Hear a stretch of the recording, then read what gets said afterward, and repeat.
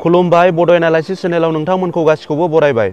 बे भिडिअनि गेजेरजों आं नोंथांमोननो फोरमायनो नाजागोन LL.B डिग्री एबा कर्सनि सोमोन्दै। LL.B आ मा? LL.B फरायनो थाखाय बेसेबां क्वालिफिकेशन नांगौ? एडमिशन प्रसेसफोरा माबायदि?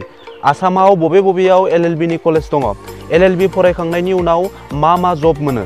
बेफोर गासिनिबो सोमोन्दै आं नोंथांमोननो बे भिडिअनि गेजेरजों फोरमायनो नाजागोन। नोंथांमोना भिडिअखौ जोबजासिम नायनायजों लोगोसे भिडिअखौ लाइक शेयार खालाम आरो चेनेलाव गोदानब्ला बड' एनालाइसिस चेनेलखौ साबस्क्राइब खालाम। LL.B डिग्री एबा कर्सआ जादों हादराव थानाय आयेन एबा ल'नि सोमोन्दै फरायसंनाय कर्स एबा डिग्री। LL.B नि आबुं महरा बेचलर अफ ल' एबा बेचलर अफ लेजिस्लेटिभ ल' होननानैबो बुंनाय जायो। भारत हादराव जेसेबांखिनि आयेनारि राहा दं एबा हादरखौ आब्रुथि सामलायनायाव जेसेबांखिनि गोनांथि जानाय संबिजिरारि नेमखान्थिफोर दङ, आयेनारि राहाफोर दं, बेफोरनि सोमोन्दै LL.B डिग्री एबा कर्सनि गेजेरजों मिथिनो हायो। जायफोर बिथांमोना LL.B डिग्री लायो एबा LL.B फरायो बिथांमोनानो लयार, एडभकेट, जाज बायदि जानो हायो। LL.B कर्सनि गेजेरजों कन्स्टिटिउशनेल ल', लिगेल राइटिं, कड अफ प्रसिडियर, लेबार ल', फेमिलि ल', इंटेलेक्चुअल प्रपार्टी ल', टैक्सेशन ल', क्रिमिनल ल', इनभाइरनमेंटल ल', ह्यूमन राइट्स एंड इंटरनेशनल ल', इंश्योरेंस ल' बायदिनि सायाव फरायसंनो मोनो। लोगोफोर, LL.B डिग्री एबा कर्सआ मोननै रोखोमनि, मोनसेया 5 बोसोरनि इंटीग्रेटेड BA LL.B आरो मोनसेया 3 बोसोरनि LL.B। जायफोर 12 थाखो एबा हायर सेकेन्डारि उथ्रिखांनायनि उनाव LL.B फरायो बिथांमोना बे 5 बोसोरनि LL.B कर्सखौ फरायनांगौ आरो जायफोर ग्रेजुएशननि उनाव LL.B लायो बिथांमोना बे 3 बोसोरनि LL.B कर्सखौ फरायनांगौ।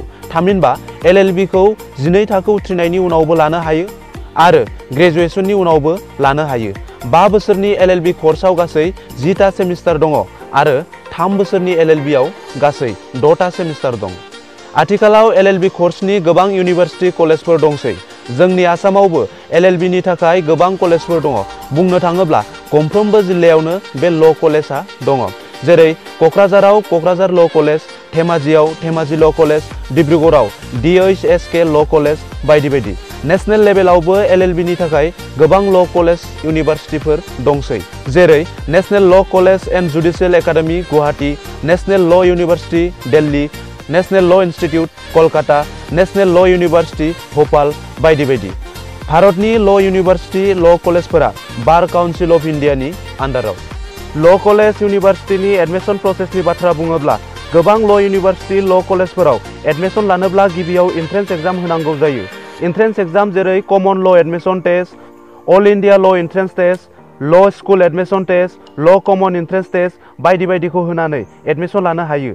खायसे ल' कलेजफोराव एन्ट्रेन्स आनजाद लानाय जाया, थोंजोङै एडमिशन लानानै LL.B फरायनो हायो। LL.B कर्सनि फी स्ट्राक्चारनि बाथ्रा बुङोब्ला इउनिभार्सिटी कलेज लाना कलेज गुबुन जायो। फीसआ रावनाबो गोरोबलाया। बबेबा कलेजाव मोनफ्रोमबो सेमिस्टाराव 8-9 रोजा लायो, बबेबा कलेजाव मोनफ्रोमबो सेमिस्टाराव 20-25 रोजानि गेजेराव जायो आरो बबेबा कलेजाव मोनफ्रोमबो सेमिस्टाराव 30-35 रोजा रां लायो। बेखायनो LL.B फरायनो गोसो गुदुं बिजाथिफ्रा गावनो कलेजफोरनिफ्राय थोंजोङै मिथिना लानाया गाहाम। दानिया नोंथांमोननो फोरमायनो नाजागोन LL.B फरायखांनायनि उनाव सासे सुबुङा मा खामानि मावनो मोनो एबा साख्रि मोनो। LL.B डिग्री मोनखांनायनि उनावनो सासे सुबुंखौ लयार महरै गनायनाय जायो एबा लयार होननानै बुंनाय जायो।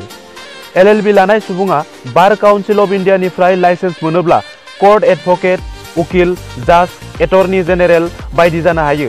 बेफोरनि अनगायैबो LL.B फरायनाय सुबुङा सरकारि बेसरकारि गुबुन बिफानाव लिगेल एडभाइजार, लिगेल एक्सपार्ट महरै खामानि मावनो मोनो आरो गिदिर कम्पानिफोरावबो साख्रि मोननो हायो।